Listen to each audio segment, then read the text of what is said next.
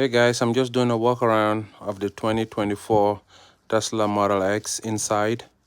This is the new one, it just came out.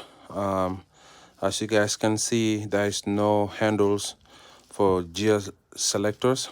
So it's all nothing, it's just you put the finger on the screen, push it up to go forward or push it down to make a reverse.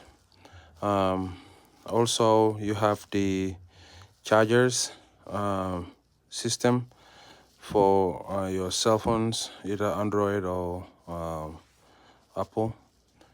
And also you have your emergency button right in there, and also your infotainment system, the new ones, the upgraded system, and also your digital display.